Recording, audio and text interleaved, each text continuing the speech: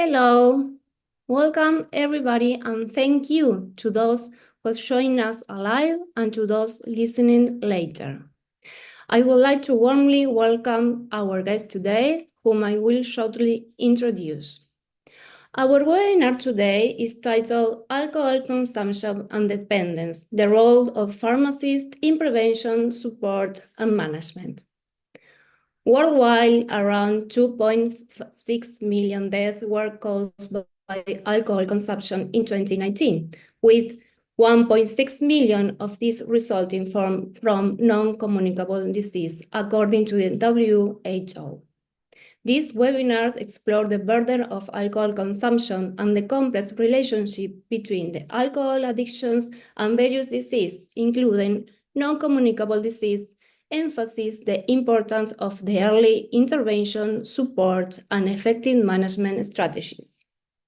Today, you will learn about the WHO Safer Initiative and how, as a pharmacist, can we play a crucial role in prevention, support, and management efforts, collaborating with healthcare teams to improve patient outcomes and reduce the alcohol-related health risk. Today, the Turkish Pharmacists Association offers a Turkish translation. It is available on the Zoom by clicking down on the translation icon. My name is Leticia Caligaris, and I am the Professional Secretary of the CPS, the Community Pharmacy section of FIP. I am very happy to be here with all of you. Okay, now we are going to have some announcements. Please note that this event will be recorded, live streaming on FIP YouTube, and the recording will be available at event.fip.org. Please feel free to send your questions through the Q&A box, and I'll do my best to manage them so we can address them all at the end. You are welcome to provide your feedback to our email, webinars@fip.org. I would like to take this opportunity to the benefits of becoming a member of FIP, including these digital events and webinars. FIP is the global body representing over 4 million pharmacists and pharmaceutical scientists. If you are a pharmacist or pharmaceutical scientist and you would like to become a member, please register on FIP's website at fip.org.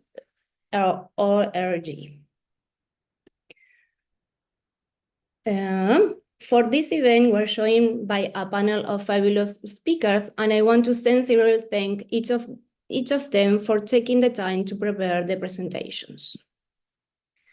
We are going to have some to read our program. We are now in number 1. We are in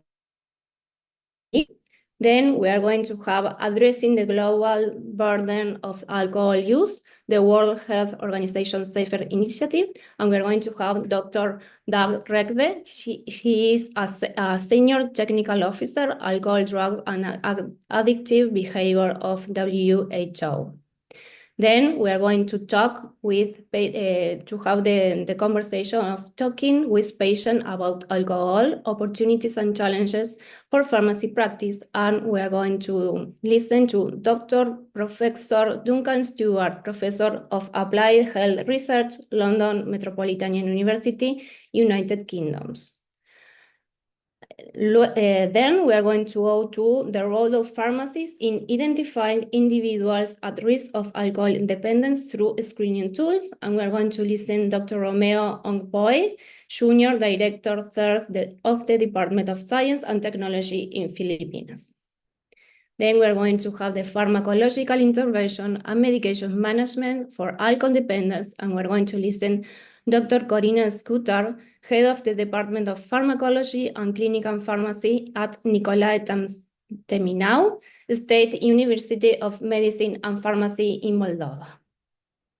We are going to pass through the Q&A, and we're going to have a wrap and conclusions. What are our objectives today? Well, we're going to understand the burden of the impact of alcohol consumption on the development of the non-communicable disease and other health problems. Learn about the WHO Safer Initiative, explore prevention strategies that pharmacists can implement to reduce alcohol-related harm in their communities, learn how to develop comprehensive support and management plans for patients struggling with alcohol dependence, including counseling, techniques, and medication management. And the last, we are going to explore the effectiveness of pharmacists delivered primary care telemedicine intervention to increase access to pharmacotherapy and specialty treatment for alcohol use problems.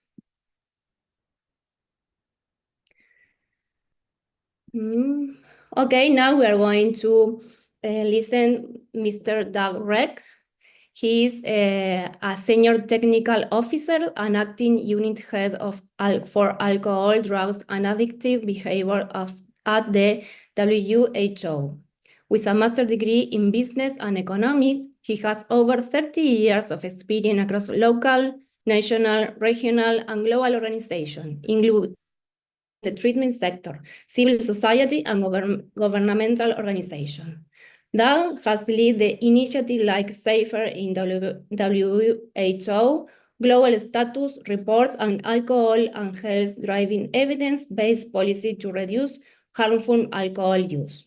His work focuses on cross-sectoral collaboration, capacity building, and aligning policies with the Sustainable Development Goals, shaping WHO policy agenda and over the past 2 decades. Please, Dr. Dell, the floor is yours.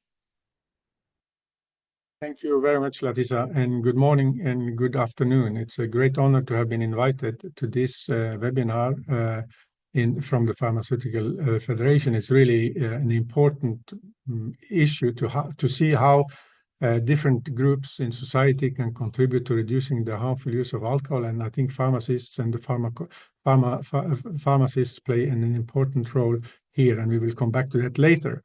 First, I would like to give you an overview of what is the situation with the global burden of from harmful use of alcohol, and look into what kind of interventions we can use, and especially focusing on the safer package and the safer initiative, where I think there are many contact points with pharmacists around the world. So WHO is the specialized agency in the UN system for health, and we have a specific mandate both to develop policies, to give normative and standard setting guidance, prevention strategies, treatment strategies, and also monitoring and evaluation. So we are working with all the different aspects of alcohol and the negative consequences from alcohol from a health perspective.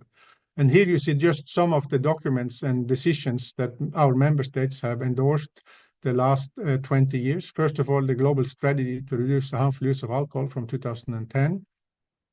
Then the NCD Global Action Plan from 2013, which is extended to 2030, which lists alcohol as one of the main risk factors for non-communicable diseases. And we have the Global Alcohol Action Plan, which also is a WHO document endorsed by member states from 2022 to support the implementation of the global strategy. And not the least to mention that in 2015, the UN family in the UN General Assembly agreed that under the Health Goal 3, prevention and treatment of substance abuse, including harmful use of alcohol, is an integral part of the sustainability agenda. And as such, we have developed a safer technical package to facilitate all these political documents, to work with countries to introduce effective strategies and interventions to reduce our harmful use of alcohol.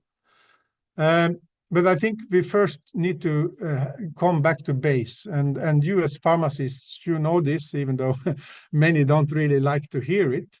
But ethanol is a psychoactive substance, which at least 3 key effects which are related to health. It is toxic on many tissues and organs in the body.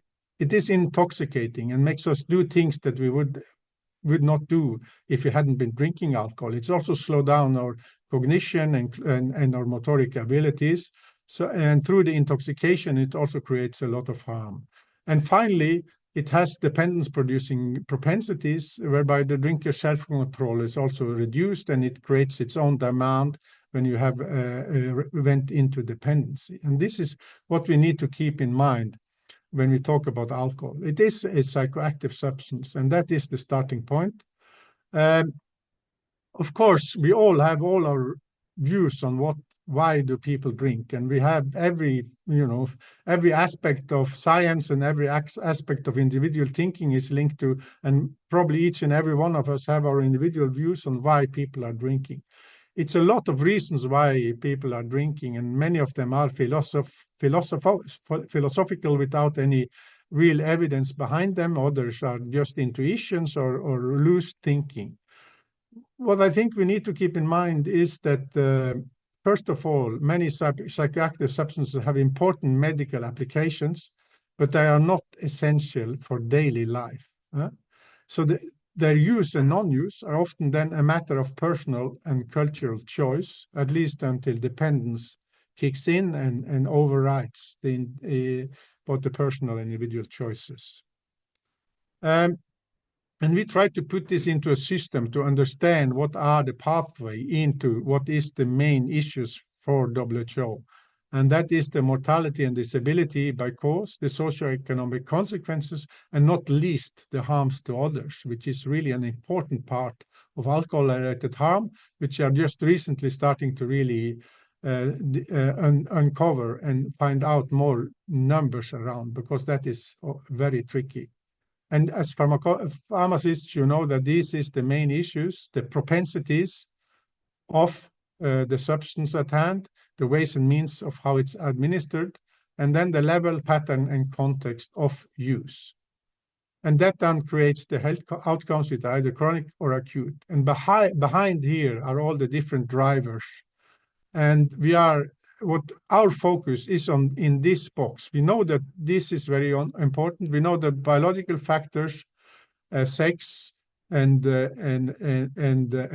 potential increased risks from predispositions from genetic factors are important. We know that psychosocial factors are important, and socioeconomic factors are important. At the same time, at the social level, the level of development culture are also important. But we are working here with prevention, treatment, and harm reduction policies and programs, and the availability and affordability of substance use. Of course, we would like to work on all these other factors, but we need to go where the evidence is telling it that it had a direct impact on alcohol-related harm. And those are in these two boxes in this side.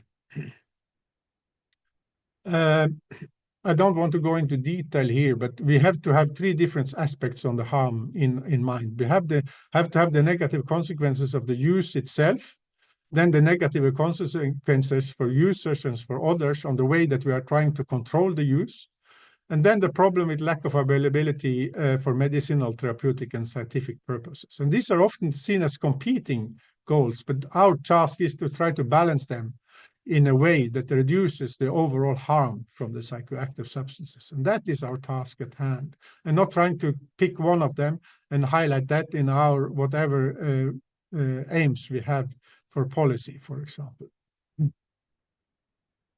And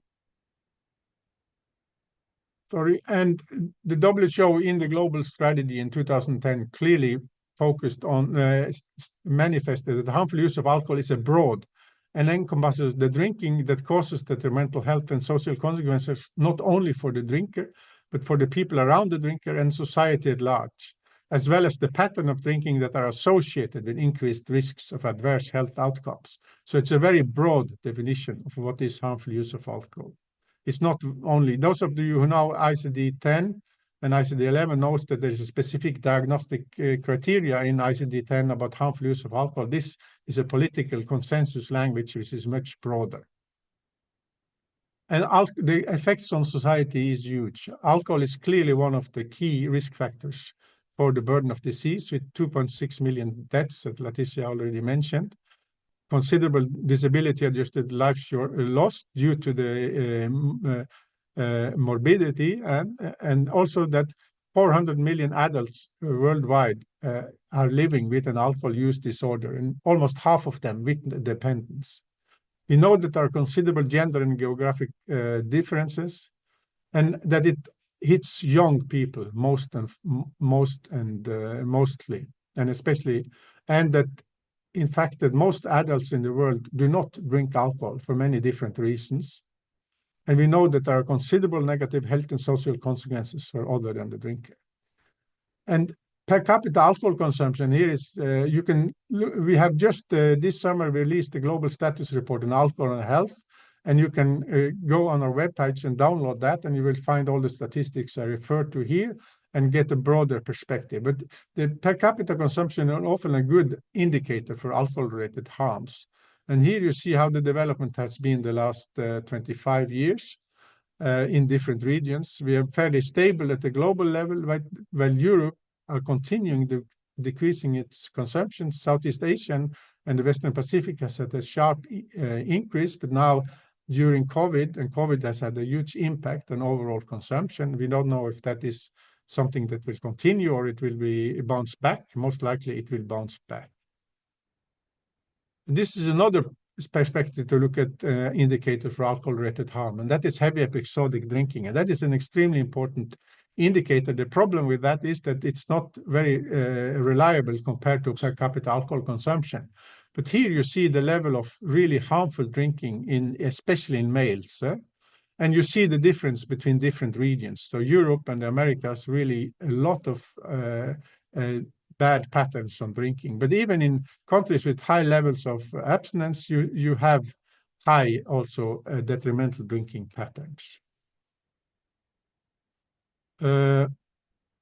And here are all the diseases, well, the key diseases that we have been able to estimate the burden on, and which is really detrimental. For most of the diseases, alcohol is detrimental. Only for a few diseases, they also have a beneficial impact on the diseases. But overall, it's clearly detrimental.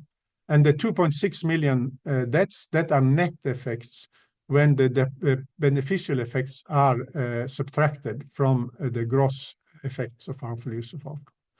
A way of looking at this is how alcohol affects different diseases. What are the attributable fractions on the different diseases?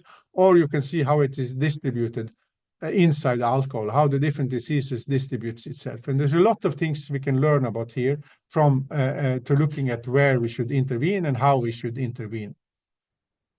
We have a lot of knowledge about the problems, we have a lot of knowledge about the solutions, and we have also clear global decisions on this. So what we need to do now is to have action at all different levels.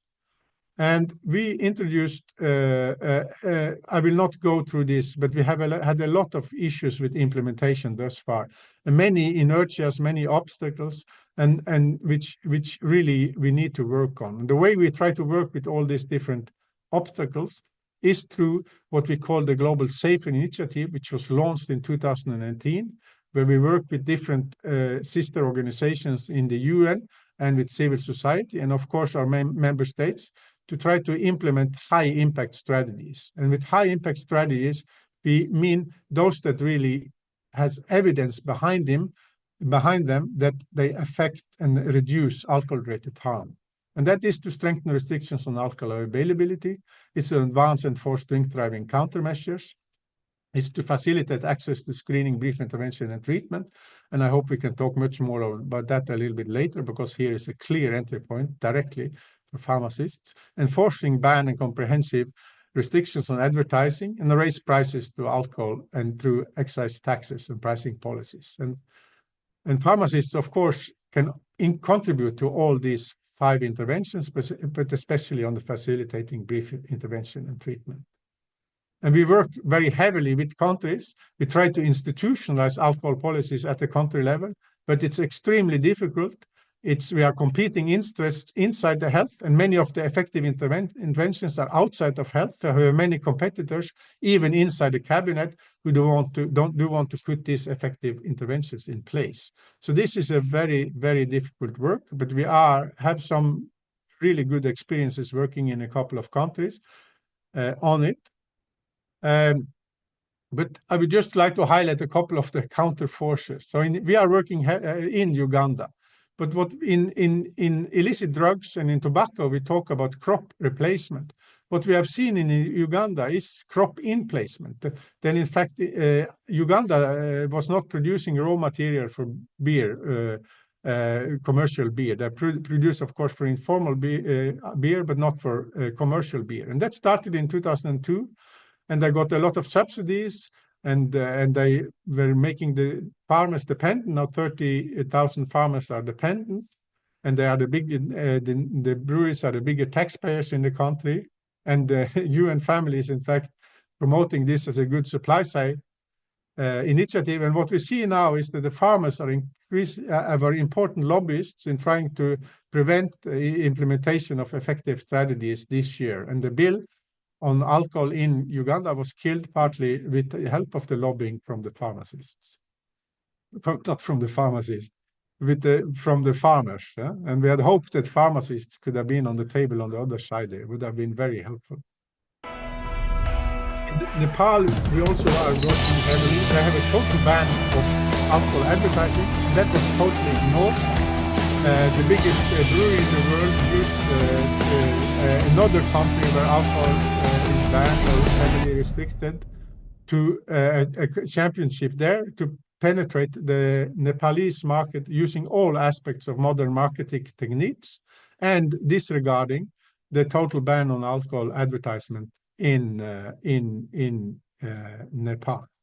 So this is just of the couple of the obstacles we are facing. So the lessons we have learned is that you really need local ownership and decentralized ownership in this. You cannot ask people to do things on your behalf. We also see there's a lot of different structures and inertia in the structures and coordination, varying narrative. We all have our personal views on alcohol. So how to create a unified narrative so we don't start discussing against each other, even though we have the same goals. We see commercial determinants and corporate interests, how evasive they are, especially in lower middle-income countries, but also in developed countries. And addressing these challenges needs really a concerted, coherent public health approach and a long-term financial planning, and then to ensure sustainable implementation. And this is not something you can do with the left hand, and you need to have many with you. You cannot do it alone. And that's why it's really a great pleasure to be here today in this seminar. And so the way forward, we need to work at all levels. What the level I'm not mentioning here is the individual level, but that is extremely important because we all have to go into ourselves. We have to do our introspection. What kind of place do we want alcohol to have in our society? How important is it for us when we see all the trouble we have? Can we at least support some policy interventions that are effective, even though we don't want anyone to take alcohol away from us? And this introspection in our own minds are really important. At the local level, we need to engage communities and tailor interventions to the local context. The national level need to develop and enforce comprehensive policies. Often these policies have competency at the local level also. Allocate necessary resources and support public health initiatives. At the regional level, we have to facilitate coordination and harmonization of policies across countries. And cross-country learning and networking are really important in this picture. And finally, at the global level, we need to strengthen the evidence base, provide normative guidance, and advocate for strong policies and support international collaboration and get more international organizations involved in it. And resource mobilization on at all levels, it should say. Yeah? This is important, and through excise taxes, in fact, we have a possibility for us getting sustained financing to it, but it's extremely difficult to get that through. So this was just a quick introduction into what WHO do on alcohol, what are the global burden from alcohol-related harm, what are the effective interventions that have an evidence behind them, and how we now are trying to utilize the SAFER initiative to really make an impact and a difference at national and local level. Thank you very much for your attention.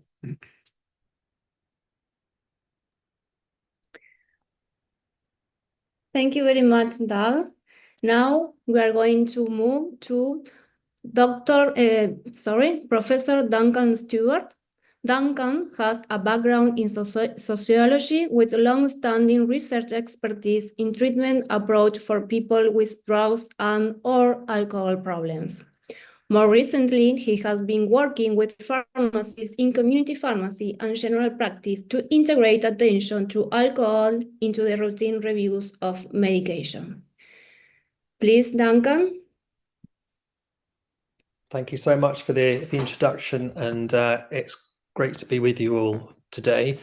I'd also like to thank Dag, because that was the perfect backdrop to what I'm going to be talking about for the next 10 or 15 minutes, which is how pharmacists actually interact with patients when they're talking about alcohol, and some of the opportunities and challenges that presents for pharmacy practice. Next slide, please.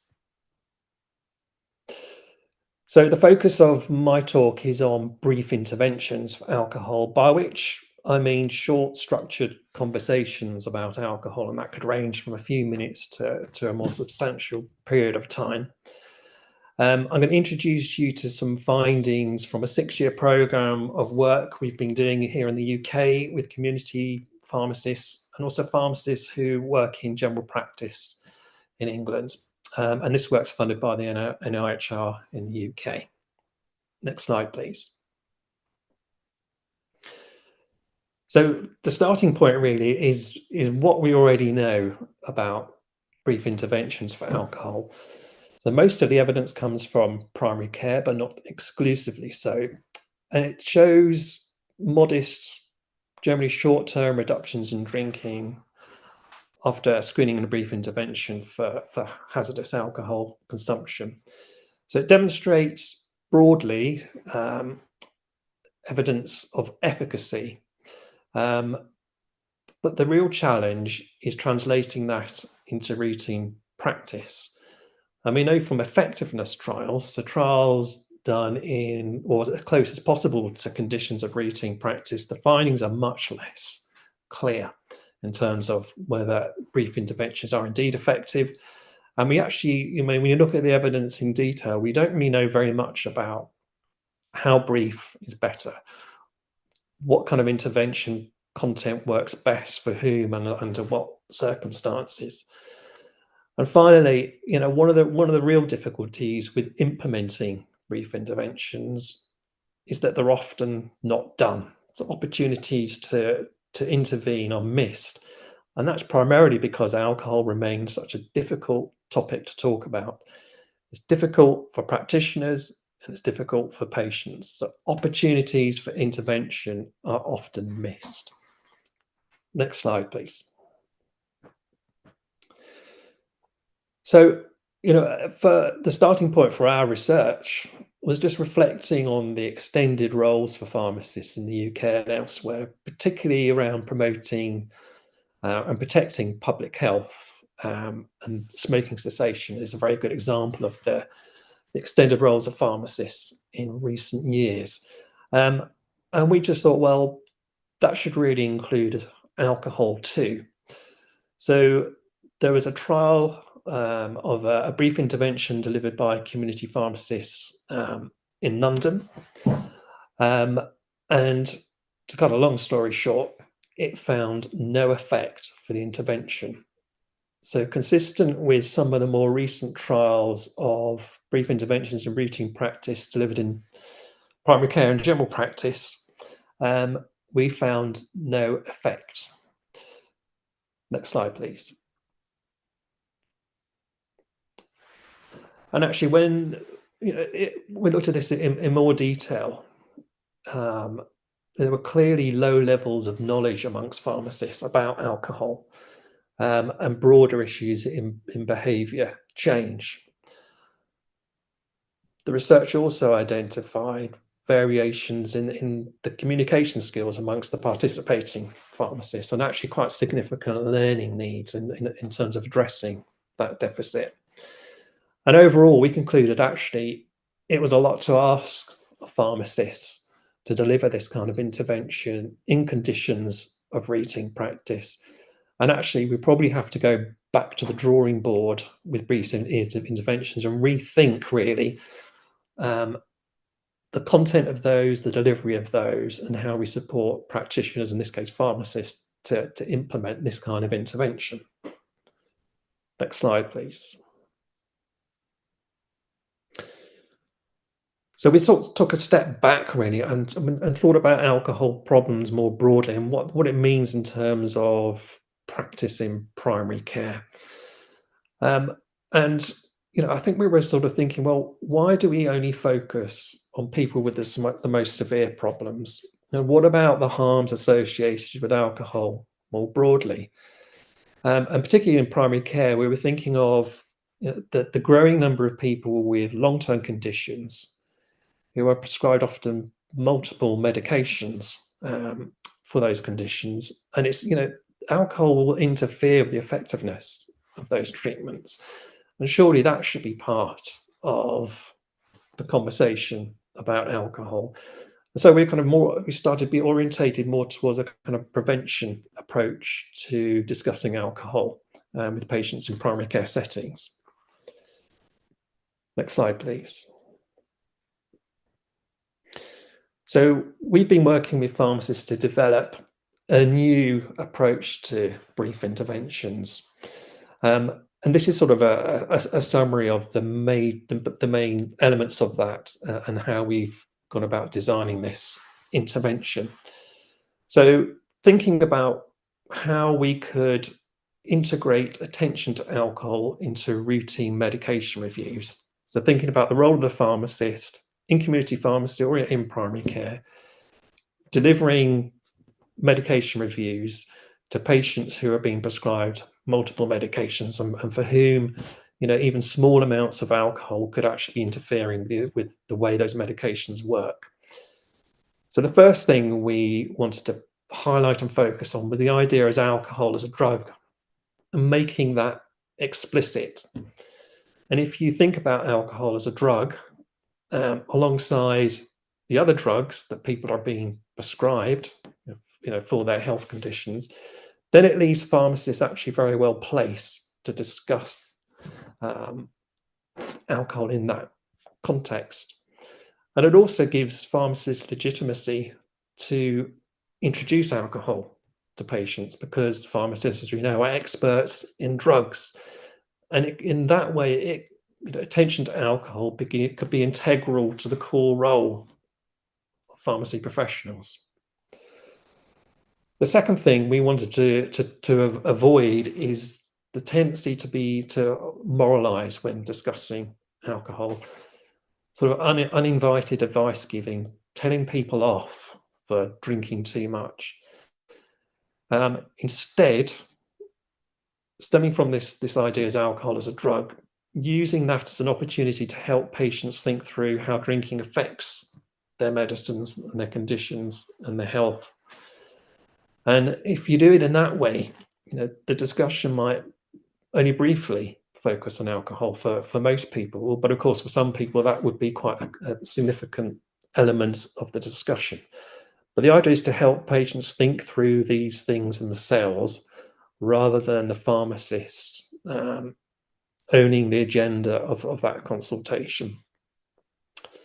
So relatedly, the challenge for pharmacists is to skillfully engage with issues that are raised by the patients themselves.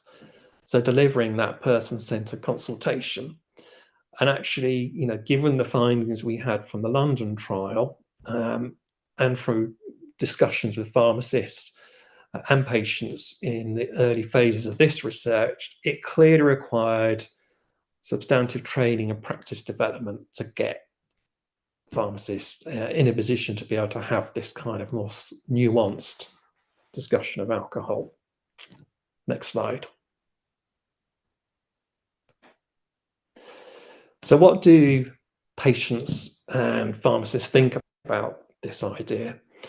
Well, when we spoke to patients, they actually quite liked the idea of alcohol as a drug and how it helps them think about their medications in a different way. This quote refers to the MAC, which is the name we've given to our intervention, the medicines and alcohol consultation. But it really it seemed to be an effective way of helping people to think about their drinking in a different way. So rather than thinking it of themselves as having a drinking problem, which for most people was the way they conceptualized alcohol as a problem, they were actually quite willing to reflect on their drinking and how it might actually be affecting the way their medicines are impacting on their health conditions. Next slide, please. Similarly, for pharmacists, it seemed to be a kind of almost a light bulb moment for many of them, that actually they hadn't really explicitly thought about alcohol as a drug. And when they did so, they sort of wondered why they, as this quote points out, it was a striking omission. And they really quickly began to see ways in which it was relevant to discussing medicines and conditions with their patients in a way that they hadn't done previously. Next slide. So we run a number of studies to train pharmacists. More accurately, we prepared a practice development program for them. We've implemented this in community pharmacy and in general practice as well. And these are just some reflections on how well that has gone. So we have actually observed quite clear changes in practice, a shift from that uninvited advice giving, that almost impulse to interrupt and to give advice about alcohol. They've stopped doing that, and let the consultations and the discussions have been much less driven by the pharmacist agenda. So you will know that often these medication reviews are structured around what the pharmacist wants to talk about, and what we've tried to do is to give more space to understanding what the patient wants to talk about. And actually, when we've done that, there've been more conversations about alcohol, which actually come from the needs and the experiences of patients themselves, without the pharmacist actually having to do much digging. And that's sort of helped the conversation flow in a way that we think it probably wouldn't have happened under the traditional brief intervention model.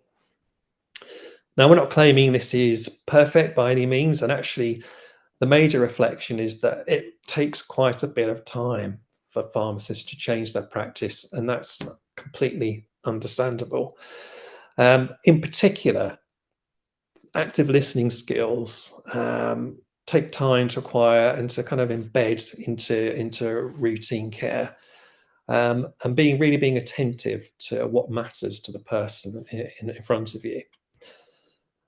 Similarly, being able to respond to those needs in the often limited time available during a medication review. We understand that pharmacists are time pressured, and sort of being more relaxed about that and using the time differently is a challenge, and being able to respond to patients' needs in that context is difficult.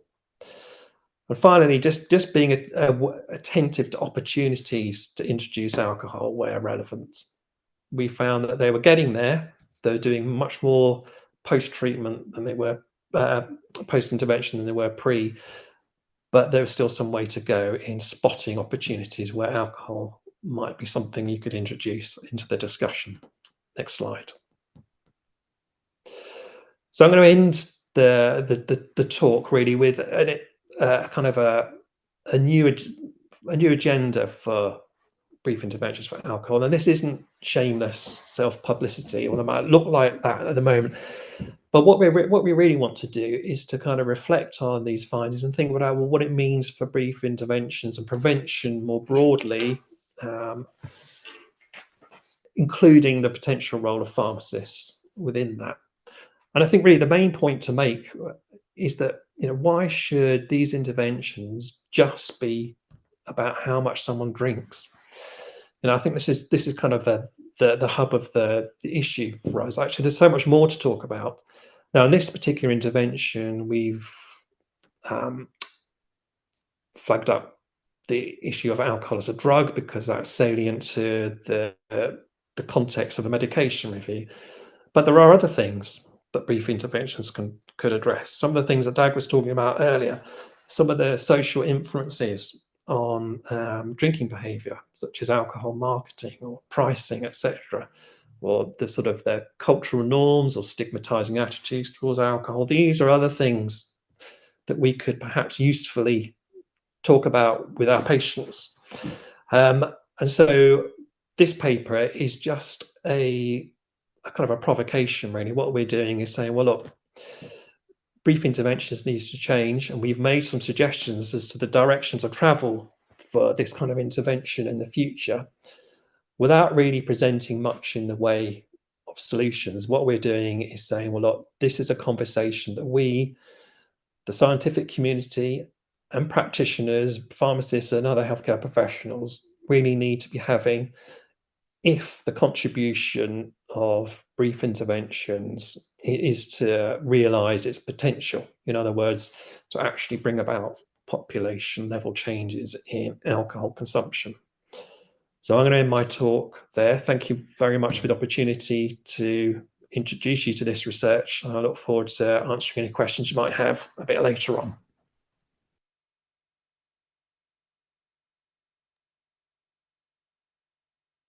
Thank you, Duncan, for your presentation. Without a doubt, in community pharmacy, we face a significant challenge in addressing patient alcohol consumption. Now we are going to listen to Romeo Ongboy.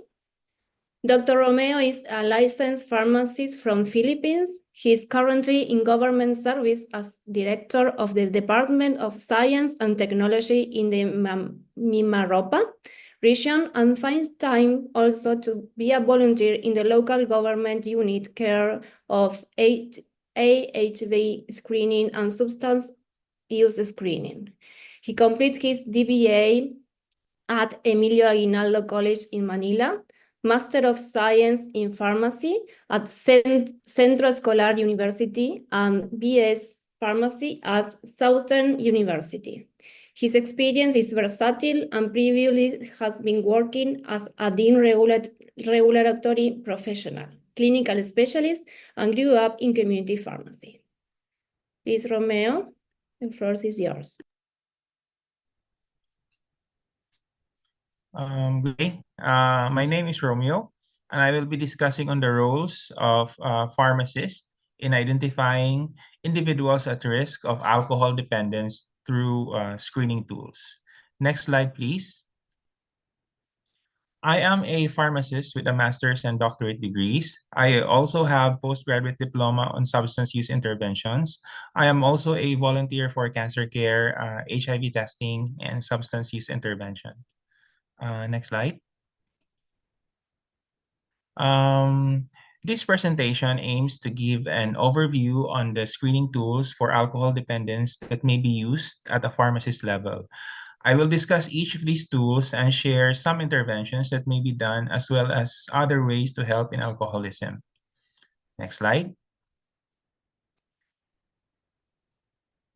Next slide, please. In this presentation, the alcohol use in the Philippines will be given an overview. I will then discuss the audit, or alcohol use disorders identification test, ASSIST, or alcohol, smoking, and substance involvement screening test, and ASI, or the addiction severity index. Discuss as well common intervention tools at the pharmacy level, and lastly, the importance of building a referral directory. Next slide. So the Philippine literature in alcoholism revolves around its use among the youth, particularly the students and the women, being a feminist country. It tells us that drinking alcohol has been the norm for a Filipino youth, and that even women in their prenatal age drink alcohol due to misinformation that traditional alcoholic drinks, like for example, tuba, do not contain alcohol. The females also play an important role, a critical role in regulating alcohol use, specifically the wife when they talk to their husbands about alcohol. Overall, there is a need for more studies in the Philippines for alcoholism, as there is not enough literature to capture the current situation. Next slide.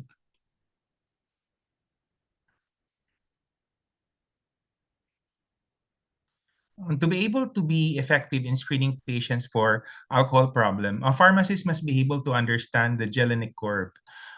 This tells us about the phases of addiction. According to this curve, there is a progressive phase where the alcohol use is for relief, but then tolerance develops, unfortunately. Crucial phase happens next, where the use of alcohol increases and problems from its use start to emerge. Then you also have chronic phase follows. It is when problems mount and control disappears. So the rehabilitation phase follows, and this is when the pharmacist initiates or starts to bring back the patient to abstinence and help them sought help. And therefore, our role as pharmacists is very important as an aid to alcoholism. Finally, we have the recovery phase. This is the last phase where the life of the patient improves and hope is restored. By understanding these phases, the pharmacist knows when to be of use and develop overview and empathy to what the patient is going through. Next slide. We also need to understand the change model. This has been used for a lot of things, including pharmacist-led smoking cessation program. For a quick review, pre-contemplation stage is generally when patients are not yet thinking about quitting their alcohol, so we cannot push too much when they are not ready. Contemplation stage is a good stage for the pharmacist to introduce the alternative of seeking help for alcoholism. This may easily be incorporated to the result of the screening tools, including audit, assist, and ASI. Preparation stage involves making small steps towards quitting alcohol, and the pharmacist can support the patients with some of the tools I will discuss later. So the action stage is when real change take place, and pharmacists can also be part of this stage with the patient. Maintenance stage is when we help patient maintain healthy behaviors away from alcoholism. And when the patient relapses at the relapse stage, a pharmacist should be able to make the patient feel less demoralized by showing the advantages of changing. And then in this slide, the pharmacist needs to understand the stages of alcoholism as part of the clinical team that operates through clinical findings. Stage 1 will give the patient mild withdrawal symptoms, including anxiety, sweating, headache. And stage 2 will give the patient moderate withdrawal symptoms, including increased blood pressure, irritability, and irregular heart rate. Stage 3 will give severe withdrawal symptoms, including intense sweating, fever or feverish conditions, and severe agitations. Lastly, post-acute withdrawal symptoms that persist for months includes anxiety, depression, and even sleep disturbances.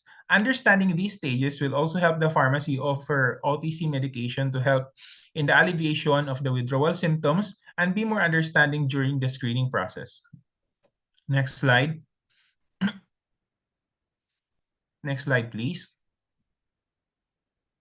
So these are the tools for screening alcoholism. But for this presentation, we will only focus on these three. Audit identifies the problem related to the use of alcohol. Assist to evaluate the frequency of problems for alcoholism and other substances. Lastly, we have ASI to assess in a multidimensional approach for the severity of the alcohol problems as well as that of the other substances. So go to the next slide. Thank you.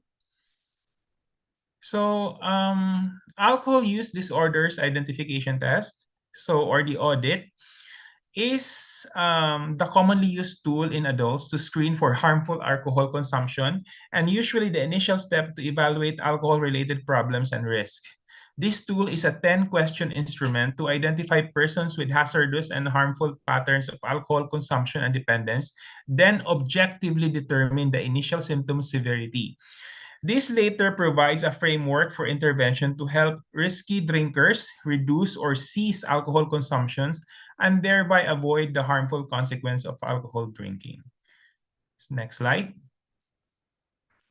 So this is how audit looks like. The audit question 1 to 8 may be rated from 0 to 4, while questions 9 to 10 may only be rated 0, 2, and 4. The corresponding domains of each questions are shown in the slide.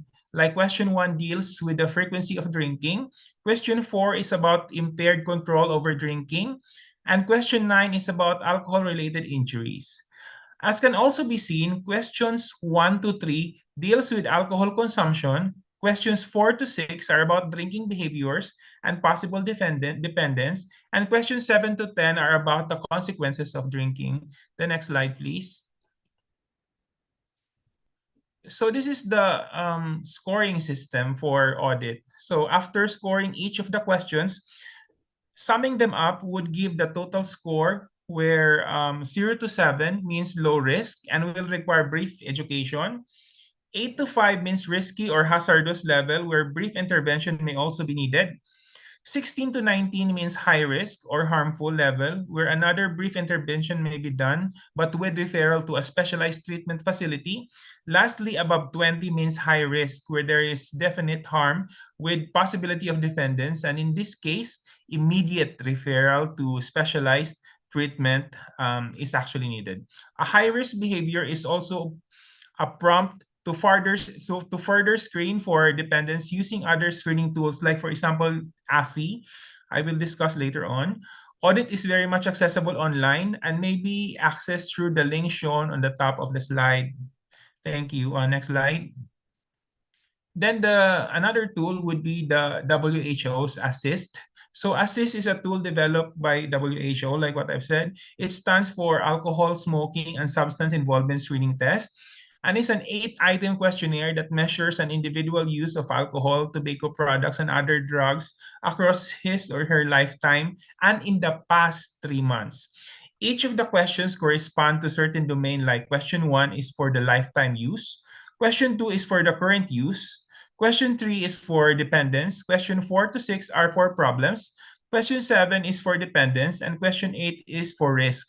Grading for questions 1 are 0 to 1. Grading for questions 2 to 5 are 0 to 4.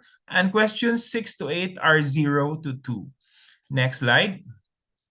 So the substance being assessed for assist are tobacco products, alcoholic beverages, cannabis, cocaine, amphetamine type stimulants, inhalants, sedatives or sleeping pills, hallucinogens, opioids, and other substances like cough syrup. So it's not only alcohol.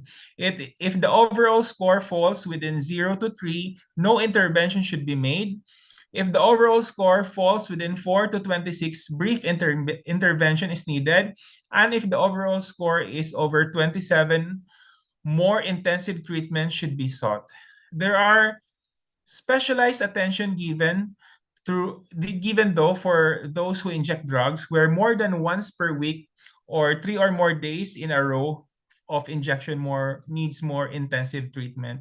Next slide, please. So in the Philippines, we have a local version of the WHO Assist that has been translated to Tagalog, which is our native tongue or language. And we use this for those who have difficulty in speaking English and for those who prefers the local language. Next slide. So next slide is the third tool that I will introduce to you. This is the ASI. Now, this is a 45 to 60-minute semi-structured interview administered by trained clinician or interviewer who must spend another 10 to 20 minutes scoring it to elicit the respondent's self-reported problem. So it's quite long. The following are the areas being assessed: medical, employment support, drug and alcohol use, of course, legal, family, social, and psychiatric. It covers the last 30 days and the lifetime of experiences of symptoms and treatment in each of the treatment areas that I previously mentioned. So the right treatment plan may eventually be identified in each of the domains of the physician, by the physician. In the Philippines, we always refer to the physician as it is the most appropriate thing to do legally and with the lack of current addiction professionals from other professions. Next slide. So ASI looks like this, if you can see on the screen. So where the first page gives instructions to the interviewer, half-time rule is applied, and half-time rule is where 14 days or more is regarded as a month, and 6 months or more is considered 1 year. So you need to round it off. A list of street names of substances is also provided so that common understanding is facilitated, as well as easy understanding of many common names of drugs. There are also certain pointers given for alcohol-based screening, like regular use is regarded as more than 3 times per week. So that's how ASI defines it, more than 3 times per week. That's considered regular use. A patient may respond 0 to 4 to be graded in a standard manner. And there is also an interviewer rating where 0 to 1 is interpreted as no real problem. 2 to 3 is interpreted as slight problem. 4 to 5 is moderate problem. 6 to 7 is considerable problem. And 8 to 9 is extreme problem. The severity profile may then be used for the referral to the appropriate professional from the pharmacist. Next slide, please. So ASI is actually used for clinical, administrative, and research purposes, like in summarizing the patient's overall status at treatment admission, that is a clinical use, evaluate and compare treatment program for administrative use purposes, and measure treatment outcomes. Well, that could be regarded as a research use. Next slide. So since ASI is very long, it takes about an hour to finish. I will just give sample questions at ASI. To assess medical status, a question like how many days have you experienced medical problems in the past 30 days are being asked. While assessing employment support status would ask questions like how many people depend on you for the majority of their food and shelter. Next slide. So an example of legal status question is that how many times in your life have you been charged with driving while intoxicated? And an example of family social relationship is, do you live with anyone who used non-prescribed drugs? And to assess psychiatric status, like how many times have you been treated for any psychological or emotional problems are usually asked. So let's go to the next slide. So this slide talks about from this slide, it talks about the interventions of pharmacists. So while referral to the physician is usually being done, there are some immediate things that a pharmacist may do for the patient as a value-added service. So next slide. So identifying cognitive distortions is one, where the distortions are identified with the corresponding frequency. You can see that an example of that is your all or nothing, overgeneralization, so on and so forth. An example of a cognitive distortion is another thing is mind reading, where the patient or the client, as we term in for clinical use, assumes that someone is reacting negatively towards him without finding out facts or emotional reasoning, where how one feels is assumed to reflect how things are. So those things, they are called your cognitive distortions. And what do we do with them? Next slide. Next slide, please. So what we do with them is that the negative thought may be identified and later classified as to which type of cognitive distortions. Then talk to the client what would be a rational response to help remove the negativity. So we take that out from the patient, hopefully. And then keeping a thought record is a good way to track the change and change the distortions that can be very helpful to bring to the mental health professional. So it is actually a good thing if you refer somebody to the mental health professional. This can be a good help for clients that are usually negative or confused in changing their alcohol addiction status. Next slide.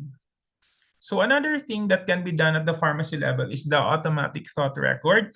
So this is another thing that may be done where faulty ways of thinking are identified, understood, and eventually corrected. A client may write down situations where she had an automatic thought that is negative, including what she felt, the intensity of the automatic thought, and how she eventually responded. Then the client is made to realize how she should have reacted. This enables constant checks during maintenance and relapse stages in the change model that applies to alcohol use definitely. So another thing, next page. So ethical ways of decision making is also being enforced so that the client can make good choices in a well-guided manner. So not actually forcibly enforcing it, but at their own time, no? And then, so we use the White and Popovich ethical decision-making model. So this can also help the client who are mostly confused. Next slide. So what I personally use though is the local tool that we have in the Philippines called Palma Angeles Decision Making Tool of the Ateneo de Manila University. And next slide. So since referral is necessary in the practice, the need to make a directory on what is easily accessible as to services and facilities should be made available. Remember that the Philippines is an island nation, and there is actually problems with access.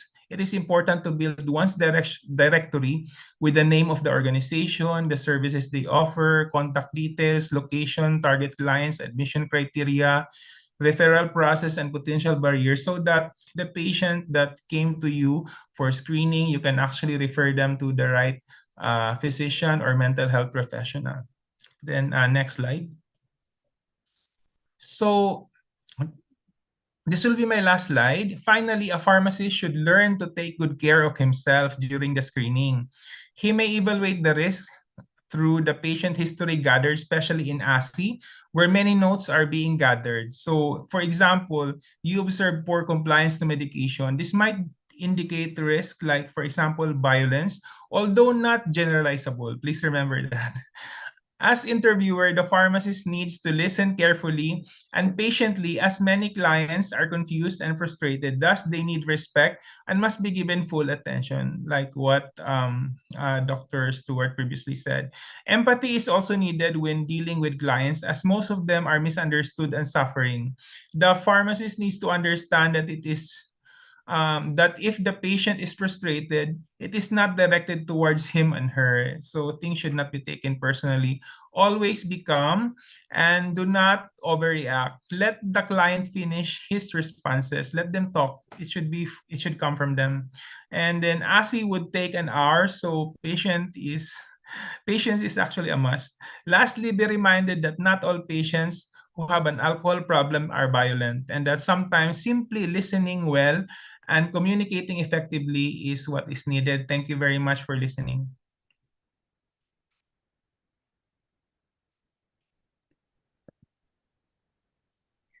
Thank you, Romeo, for introducing us the tools for screening alcohol, and I am sure that many colleagues will have a lot of questions. Now we are going with Dr. Corina Scutari.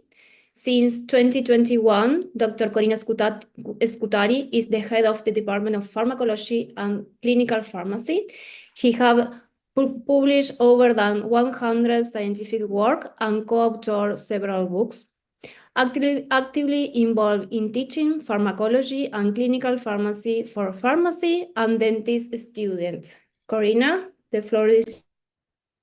Hello, thank you very much for this introduction, Leticia, and thank you for the opportunity to participate at this important evening about pharmacological intervention of alcoholic consumption. And to know that according to estimates from experts in the field, the Republic of Moldova ranks among the top countries with the highest alcohol consumption per capita in the world. And according to the Global Report of Alcohol Consumption and Health, in 2021, Moldova recorded an annual consumption of 15.2 liters of alcohol per capita for individuals age 15 plus. with men consuming 25.2 liters per capita, while the female population consumed 6.1 liter per capita. Next slide, please.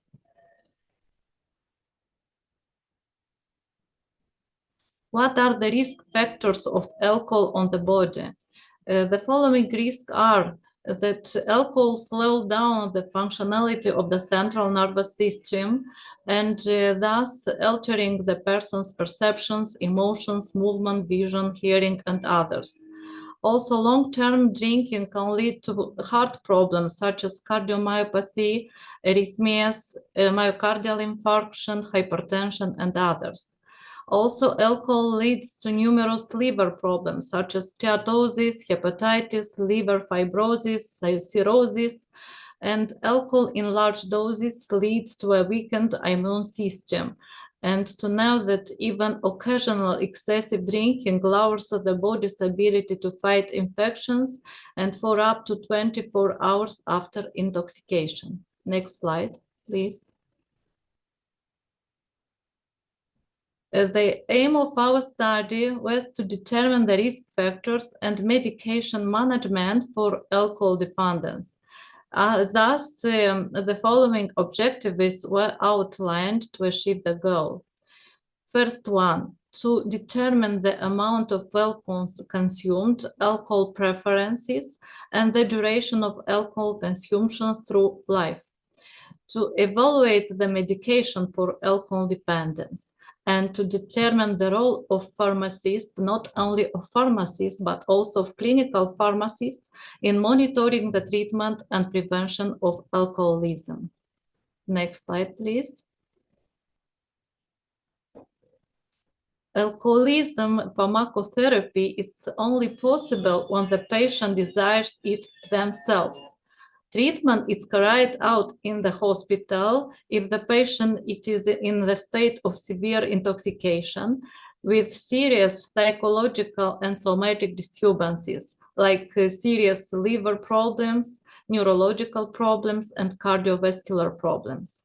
The pharmacological treatment of alcoholism includes 3 stages. First one is detoxification therapy, gastric lavage, withdrawal treatment, and abstinence treatment.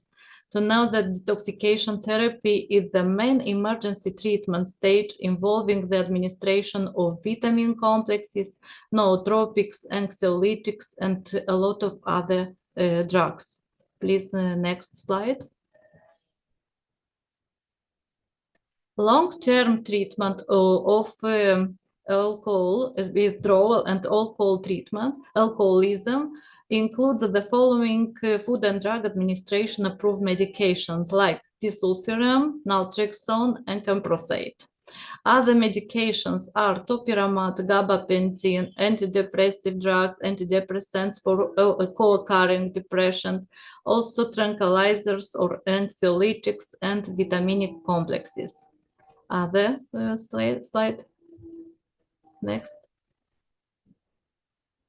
To know that disulfiram, it's the only drug used for alcoholic treatment, and this drug inhibits aldehyde dehydrogenase, appears to be effective if compared with no treatment or when administration is monitored. As side effects produces disulfiram reaction neuropathy, and disulfiram is contraindicated in severe myocardial diseases in case of psychosis. And to know that these drugs, it is, or to avoid these drugs in combination, either in association with metronidazole or in patients with history of heart diseases and over age 60, or in case of severe hypertension. Next, please, next slide. Other very important drug is naltrexone. Naltrexone is opioid antagonist, so to reduce the reinforcing effect of alcohol. The long-acting injectable form is Vivitrol, and this drug has fewer adverse effects than disulfiram. It can be used during 1 year. Side effects are nausea, headache, dizziness, and dysphoria. Next slide, please. Also very important drug is acamprosate, enhances GABA reception and transmission, which are reduced by chronic alcohol exposure. It can be used during 1 year, has fewer adverse effects than disulfiram. As side effects, it can produce diarrhea. Next slide, please. Topiramate, it's a GABA enhancer, so to reduce the rewarding effect of alcohol. Systemic review, including 6 randomized clinical trials and total of 979 participants, showed that fewer drinks and drinking day, higher percent days abstinent, and less heavy drinking. A side effect produces paresthesia, anorexia, taste perversion, difficulty with concentration, and hyperchloremic metabolic acidosis. Please, Ada, next slide. This is gabapentin. It enhances GABA activity. In a 12-week trial, gabapentin was associated with reduction in heavy drinking and increase in abstinence. As adverse effects, it produces dizziness. It can be used in association with other drugs for alcoholism. Please, next slide. And very important group of drugs are antidepressants for patients with co-occurring depression and alcohol use diseases. In a systemic review that includes 8 randomized clinical trials with a total of 389 subjects followed for 8 till 24 weeks, antidepressants medications had beneficial effects on measures of alcohol use with an effect size of 0.5 liters. The most frequently used medications are sertraline, fluoxetine, and escitalopram, and others. Please, next slide. This study followed a group of 90 chronic alcoholic patients with 1 or more of following liver diseases and cardiovascular diseases in the Republican Narcology Dispensary. And the group consisted of 50 patients studied based on observation sheets from department number 1 and 40 patients studied based on observation sheets from department number 3 of Republican Narcology Dispensary. Next slide. In the statistical analysis of group, we gathered general data on alcohol consumption, including beverage preferences, duration of consumption in years, the estimated average daily intake. And these data were evaluated for 90 chronic alcoholic patients hospitalized between 2023 and 2024. Please, next slide. Our findings indicate that the largest proportion of patients preferred wine, followed by those consuming distilled spirits or vodka, with the smallest group showing no particular preference. Please, next slide. And this study of the average daily amount of alcohol consumed, as reported by the patients, showed that the most of them consume less than 1 liter per day. And in the case of spirits or vodka, even 0.5 liters represents an amount that exceeds the physiological limit of the body's capacity to metabolize ethanol. The study of the consumption duration showed the following distribution: less than 5 years in 3.3% cases, 5-10 years, 10 cases or 11% cases, and more than 15 years, it is a higher percentage, it's 53%. Next slide. Out of the 40 patients admitted in 2023, 57% were readmitted once within the same year, and 17.5% experienced 2 or more readmissions. And these data indicate the relapses were frequent or very frequent in 75% of the cases. Next slide, please. The duration of treatment for the majority of patients was up to 30 days. Specifically, 48% received treatment for 21 days, 26% for 28 days, and 16% for 14 days. And 7% were discharged within the first 7 days. Next slide. The most important in emergency situation was detoxification therapy. After the analysis of our observation sheets, we determined that detoxification therapy was made 5-7 days. The drugs used were dextran, glucose solution, sodium chloride intravenously, and thiosulfate solution, and magnesium sulfate solution.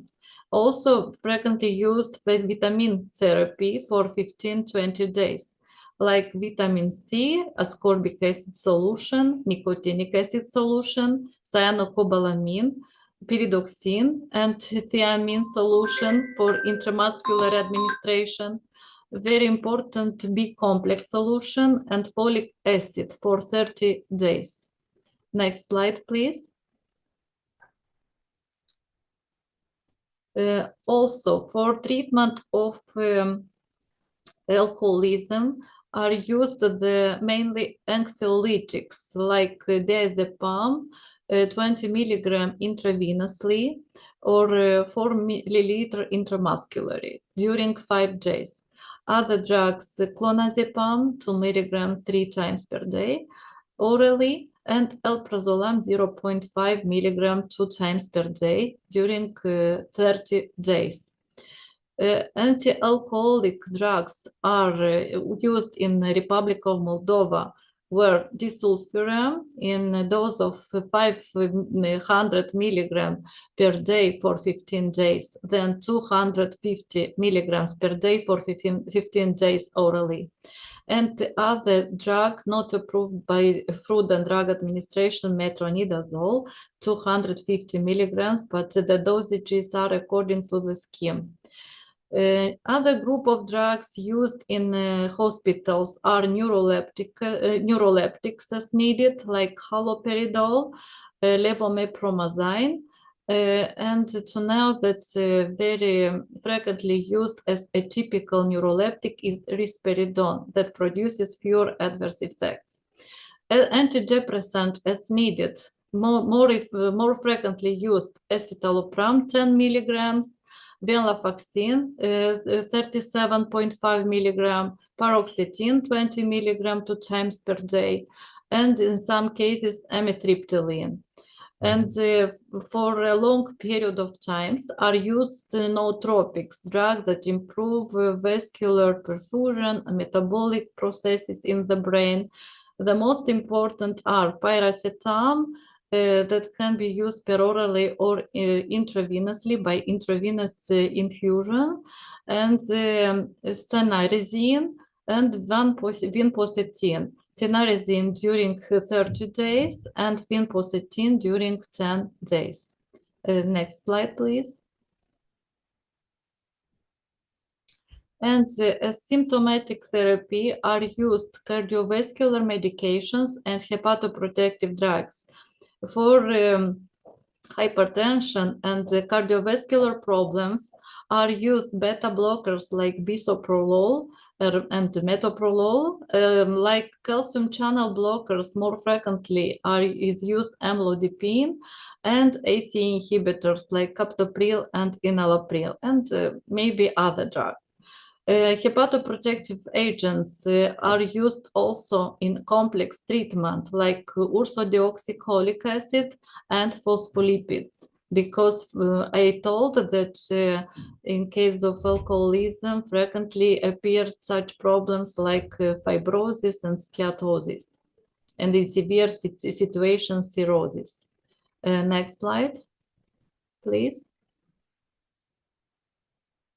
These are some examples of observation sheets from the hospitals, from the narcological dispensary of the Republic of Moldova. And I want to mention that as anxiolytics more frequently used sibazon, it's diazepam and alprazolam. Also frequently used nootropic drugs like cynarizine, vanpositin, and piracetam. For detoxification, frequently used solution of glucose and magnesium sulfate or natri chlorides. And in case of psychosis, are used neuroleptics like haloperidol in severe situation, but in not so severe situation, a typical neuroleptic like risperidone to tranquilize the patient. And in complex treatment are used vitaminic drugs like folic acid and complex B vitamins. Next slide. Treatment with disulfiram and metronidazole. We analyzed what treatment are used in our hospital, and the most frequently used is disulfiram, commercial name teturam, in dose of 0.15 gram 2 times per day during 30 days. And in case of contraindications of disulfiram, frequently use metronidazole in different dosages. It is independence on patients and on the reactivity of patients. For example, mainly it's used in the dosages of 500 milligram per day, but other clinics, because we have a lot of departments in different locations of these clinics. And to know that in other clinics, when patients have psychological problems and psychiatric problems, metronidazole is used in higher dosages. For example, 250 milligrams per day, 3 times per day, 5 days. After these 500 milligrams 3 times per day, other 5 days, and 750 milligrams 3 times per day, other 5 days. And after this, the dosages decreases 0.5 or 0.5 grams per day till 1 gram per day.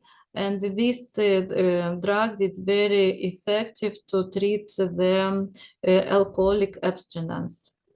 Next slide, please. The most important, we made an analysis what drugs very frequently used for patients with alcoholism. More frequently used are polyvidone solution for detoxification, dextran solution, magnesium sulfate, and also diuretics furosemide, and in association with the glucose solution. Next slide, please. The most important classes used in treatment of alcoholism in 2023-2024 were for detoxification treatment drugs, anxiolytics, vitamins or vitaminic complexes, and in association with neuroleptics, nootropic drugs, and cardiovascular and anticonvulsive drugs like gabapentin. Next slide, please. The treatment of alcoholic fatty liver disease included more frequently the following drugs like silymarin that has hepatoprotective and antioxidant effect, ursodeoxycholic acid that has anti-hepatoprotective and choleretic effect during 1-3 months, essential phospholipids during 1-3 months, and additional supplementation included vitamins like thiamine solution, pyridoxine, nicotinic acid, and folic acid. Next slide, please.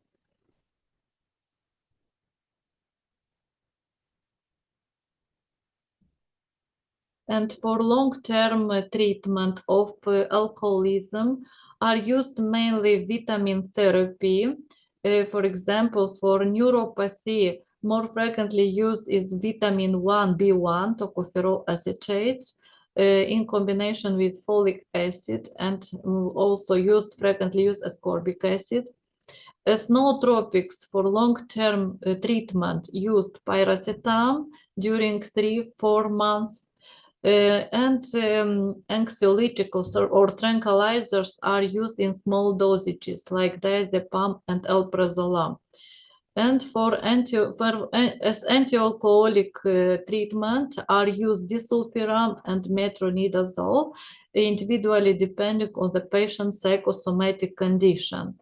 And very important is psychotherapeutic treatment and psychological rehabilitation. Next slide, please. Very important is the role of pharmacists and clinical pharmacists that can play in a very important role in enhancing access to evidence-based pharmacotherapy and in promoting medication education for patients with alcoholism. I want to mention that in the Republic of Moldova nowadays it is discussed the role of pharmacists and clinical pharmacists. We are the first stage in the development of this area of clinical pharmacy. And nowadays our department activates a lot of clinical pharmacists, and one of clinical pharmacists activates it the narcology dispensary of this hospital of narcology dispensary. And to know that the role of clinical pharmacists, it is very high to evaluate the clinical medications, to evaluate the interaction of drugs used by doctors, and to avoid the adverse effects of different drugs, and to know that the role of clinical pharmacists is higher, because after the implication of clinical pharmacists, the pharmacotherapeutic problems like interactions and pharmacovigilance, it decreased. And thus, I hope that this area will be more developed in our country and in other countries. Next slide, please.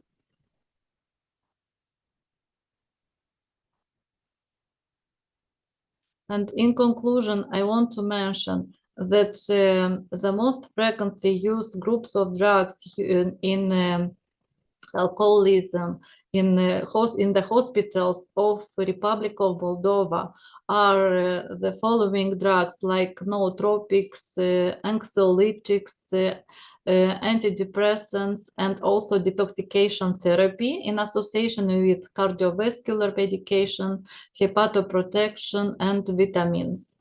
And clinical pharmacists play a crucial role in improving the outcomes of pharmacotherapy for patients with alcoholism, particularly by identifying the drug interactions, adverse effects, and evaluating those of high risk of alcohol abuse. Thank you very much for attention, and I hope this information will be helpful for you. And I'm waiting your questions. Thank you very much. Thank you very much, Corina, for a fantastic presentation. Now, I have only one question because we are just on time. And the question is going to Mr. Dahl.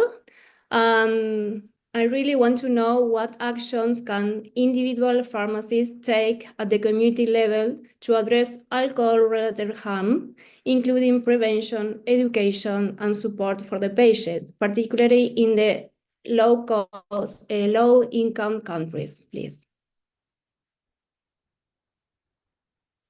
Thank you very much for that question, Leticia. It requires a lot of answer. I try to be short.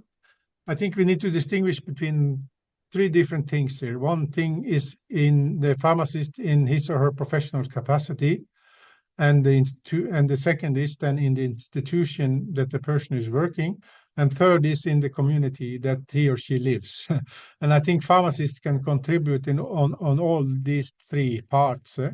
And first and foremost, of course, in the role as a pharmacist, if you are now talking about either in the pharmacy or in the hospital, you are in the front line. Of course, if you are in a pharmaceutical industry or in government, it's a different type of role you will play, but also you can play important roles there. But if you concentrate on the pharmacies and in the hospitals, I think you are really in the front line, and you are handing out medications that can have grave interaction with alcohol. So I think that's one thing, but you are also in the front line to discover and see what if there might be additional problems that can be addressed here. And we talked about brief intervention. Treatment is probably it's a different thing, but especially brief intervention picking up, and it depends the context of the pharmacy and how much you can. What is the competency of the pharmacy to operate on these issues? That is really an important question. But the assist was mentioned here, and even we have an assist C, which only consists of 3 questions. And if there is a relationship with the customer that this is safe, non-stigmatized settings, it might be that you can initiate dialogues, which can lead, if it's clear that some additional help is needed here. I think there is. But also on general information, in a non-personalized matter to customers and through the institution to develop pamphlets or have pamphlets. That's another way to do it, as in the professional capacity. In the personal capacity, with your competency and understanding of the pharmacological aspects of ethanol and how it affects individuals and society, you could really be a huge advocate for putting in place measures that can change the culture in the society and the community that you live in. And then you can also push your organization and your associations to be more involved in the national level and perhaps even at the international level to develop good policies that can be implemented and help then in the implementation. So that are.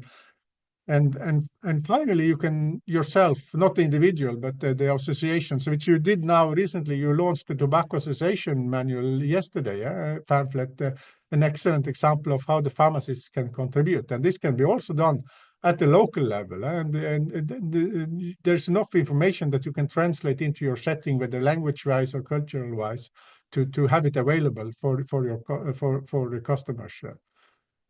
So I think that's a few issues, but there are many, and also data, data collection. We need a lot of data, and you are again in the front. So I just, if you start thinking about it, there's so many areas that the pharmacists and the FIB and all associations and the institutions, the pharmacists themselves, can contribute in this area, and you are really needed also. We need more people to be involved. This should not be a specific topic for specific organizations or people. This is a broad public health problem. It needs a broad public health solution.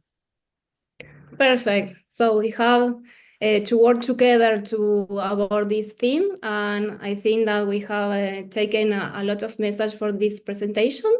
Because we are 3 minutes past, I am going to pass to let you know that we are going to have our Congress in Copenhagen, and you are going to also have this event is going to be uploaded in YouTube. Then this Congress is going to be in event.fip.org, and the Congress is going to be in Copenhagen in the September, and the theme is Pharmacy Forward, Performance, Collaboration, and Health Transformation. And in the last slide, we have some important calendar for abstract submission and the sub-teams we're going to have in Copenhagen. And I want to thank you all of the speakers, and thank you all of the people who was listening and who will listen us. Thank you very much. Bye-bye.